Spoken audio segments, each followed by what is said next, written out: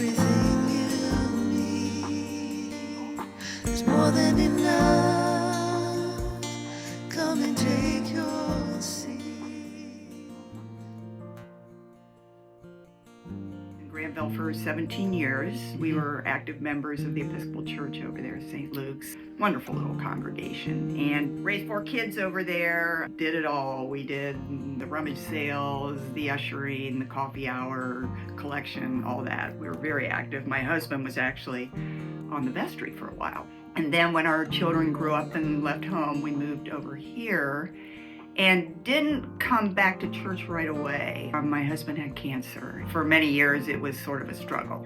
But when he passed away, I came back because I felt the need. It's like coming home for me. Grew up in this church, was baptized here. Parents, longtime members. My mother was very active with Alder Guild and all the other things. And my father was, I think, the longest term treasurer this church has ever had, because every time he said, I think my time's ended, and Tim Carberry would say, oh no, you can't leave. So he stayed on and did that. And then when Rob and I got married, we brought our kids over here. We did the Christmas pageant with the kids. I even taught Sunday school. And then we eventually joined the congregation over in Granville because it was a little closer. So coming back here, I have so many ties. I just felt the need. And as far as God's part in all this, I'm one of those that feels God in here, not up there, but in here. And I feel that with other people too. I mean, that's the presence of God for me, are others, and welcoming me in with open arms. And it's just a really comfort to me and a very warm feeling. The most involved I've been recently with a joint activity at the church was through the search committee. And I can remember pretty clearly the meeting we had where where Beth's name came up on the list, and we were ready to talk about Beth. And it was just immediate how everybody kind of had already gelled, and we all knew, wow, this would be huge for our church if this person came. And I think for a lot of us, and certainly this was the case for me, just to hear her sermons, and we had access to these recorded sermons from Beth's prior institution, and it was just wonderful to be able to hear those and to realize that this was a person who not only cared deeply about the craft of telling a good story and really connecting with an audience, but also just had this deep wisdom, and just you could tell, you just knew with great certainty this was coming from the right place.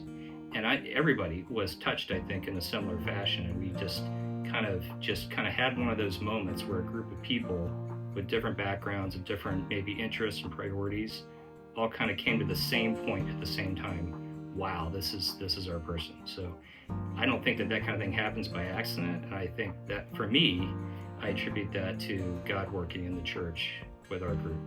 So a time when I felt joy at St. Albans, and when I felt the Spirit of God was alive. I can think of 2 kind of times, but they really go together.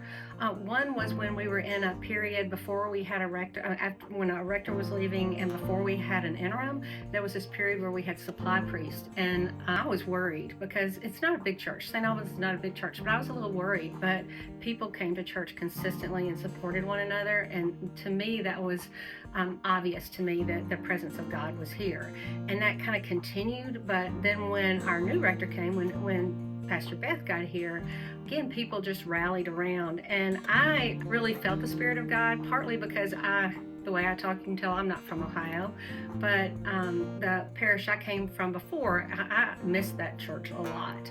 And then when Beth got here, it felt a little more homey to me. One, because she's from North Carolina, and so our accents are a little similar, but also there's stories and connections that really helped. And while that's really, when I really felt it though, was when the whole of the community of St. Albans really supported Beth and rallied around her. And I think there were like 20 small group dinners that were held. So Beth met with small groups of people, like 6 or 8 in the church, both people who come all the time and people who don't come very much at all. And to me, that was a really strong show of support to welcome her into the community of St. Albans and to really help bring us together as a group in a way we hadn't before. Because sometimes it can be hard coming into a new church, and I know I found that myself. Because it's especially a smaller church, because people are, they kind of have their groups and that's the way. But we have friends here who welcomed us and made sure we met folks. And then I felt like when Beth got here, that same kind of spirit came back around, which was really great. It's more than enough.